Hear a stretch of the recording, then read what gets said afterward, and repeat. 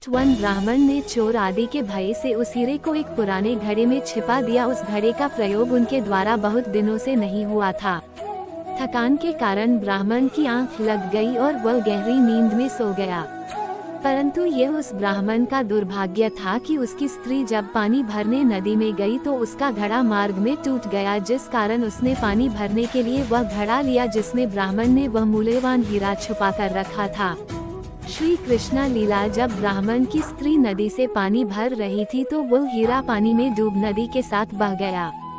गरीब को भी धनवान बनाने के लिए काफी है श्री कृष्ण के ये 13 आसान मंत्र।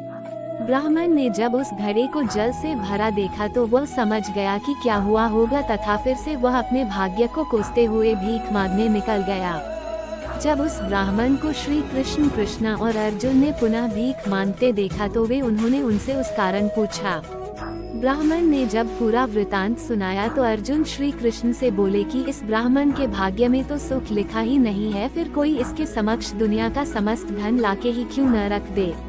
श्री कृष्णा लीला। तब भगवान श्री कृष्ण अर्जुन को देख मुस्कुराए और अपनी लीला चलते हुए उस ब्राह्मण को 2 पैसे दान में दिए।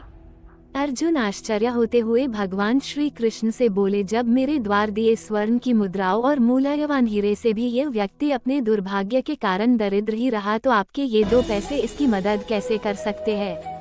पार्ट 2। भगवान श्री कृष्णा की लीला और कथा का कोई अंत नहीं है। कोई भी ऐसा मनुष्य नहीं है जो भगवान श्री कृष्ण की लीला का वर्णन कर सके, लेकिन बहुत से ज्योतिष और भक्त के अनुसार श्री कृष्णा जैसा सच्चा दोस्त मित्र न तो हुआ है न होगा। श्री कृष्णा ने कभी भी अपनी अमीरी पर घमंड नहीं किया और दूसरी ओर अपनी मित्रता निभाने में कोई कसर नहीं छोड़ी। श्री कृष्णा के जन्म से लेकर उनके मृत्यु और परमधाम गमन तक की लीला का वर्णन हमारे गुरुदेव द्वारा भगवान श्री कृष्णा ने विशेष रूप से 3 जगह लीला की है, जिनमें गोकुल लीला, मथुरा लीला और फिर द्वारिका, श्रीधाम, वृंदावन और कुरुक्षेत्र लीला की थी। कहते हैं जब धरती पर पाप पुण्य से अधिक और राक्षस पैदा होते हैं, जब उसका नाश करने के लिए भगवान को मनुष्य के रूप में जन्म लेना पड़ता है, एक न एक दिन सबको पाप का फल भरना पड़ता है।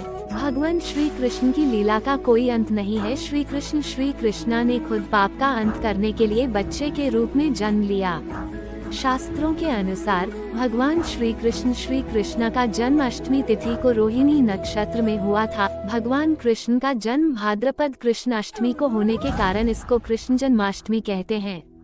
इस दिन वृष राशि में चंद्रमा व सिंह राशि में सूर्य था, इसलिए श्री कृष्णा के जन्म का उत्सव भी इसी काल में ही मनाया जाता है। लोग रात भर भगवान श्री कृष्ण के जन्म पर मंगल गीत गाते हैं और भगवान कृष्ण का जन्मदिन मनाते हैं और व्रत भी रखते हैं। इस बार कृष्णाष्टमी 14 अगस्त को सायं 7:45 पर आरंभ होगी और यह 15 अगस्त को सायं 5:40 पर समाप्त होगी। रात्रि में अष्टमी तिथि 14 अगस्त को होगी, इसलिए इस बार जन्माष्टमी 14 अगस्त को शुभ है।